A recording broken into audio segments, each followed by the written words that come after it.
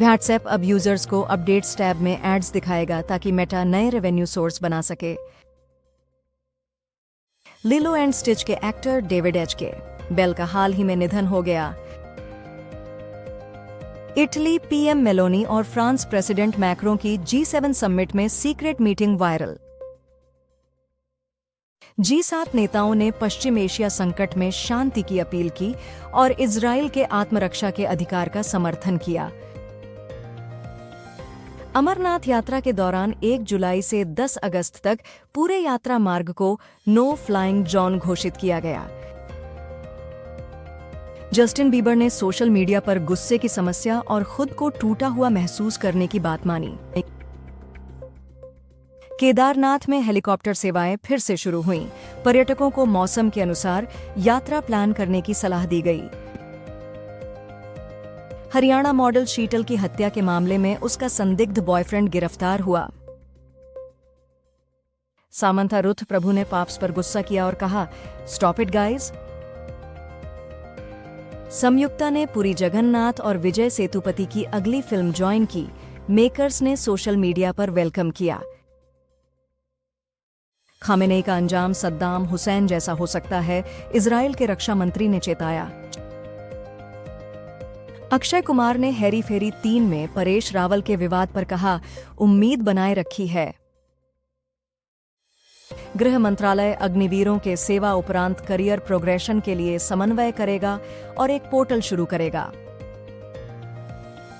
प्रधानमंत्री मोदी ने G7 summit के दौरान मेक्सिको की राष्ट्रपति क्लाउडिया शीनबाउम से मुलाकात की।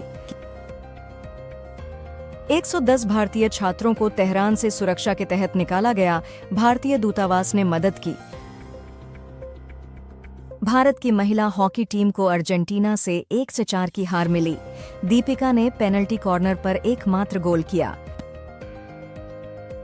ब्रैड लैंडर NYC मेयर उम्मीदवार को मेरल प्राइमरी से 1 हफ्ता पहले मैनहट्टन इमिग्रेशन कोर्ट में एक व्यक्ति के साथ जाने पर फेडरल एजेंट्स ने गिरफ्तार किया।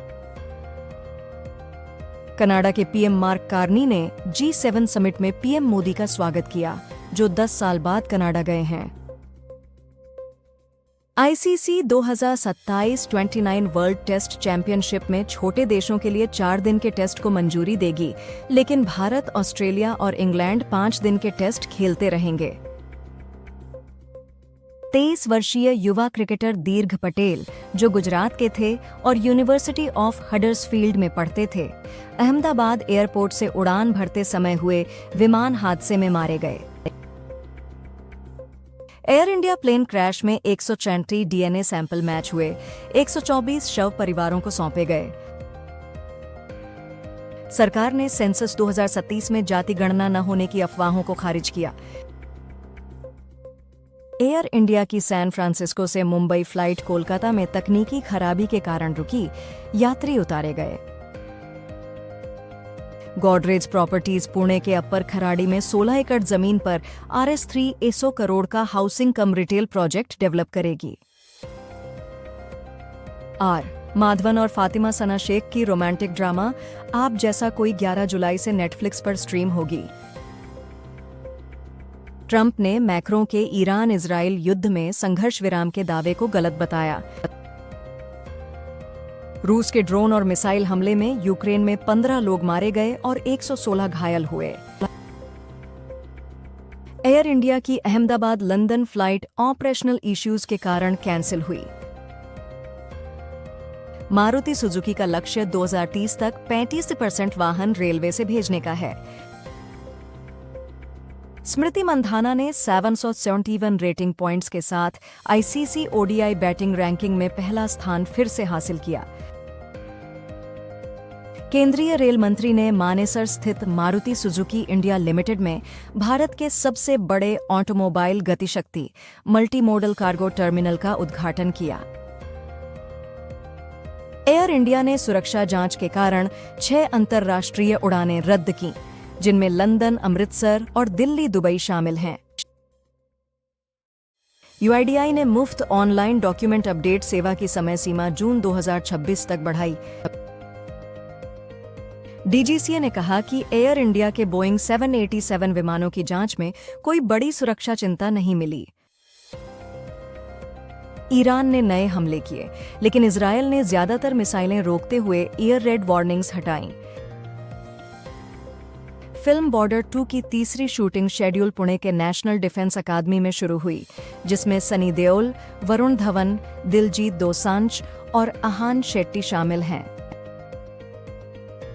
कोच्चि से दिल्ली जा रही इंडिगो फ्लाइट को बम धमकी के कारण नागपुर डायवर्ट किया गया। सुरक्षा जांच जारी।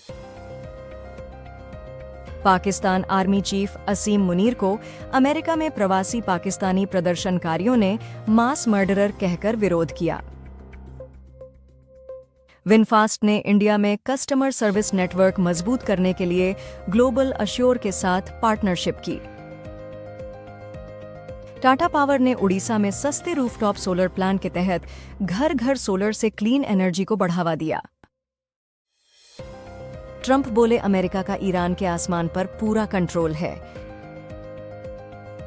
ट्रंप बोले अमेरिका को पता है खामेनी कहां छुपे हैं, पर अभी मारना नहीं चाहते। ईरान से बिना शर्त सरेंडर की मांग। फीफा ने मोहन बागान सुपरजायंट पर लगा ट्रांसफर बैन हटाया।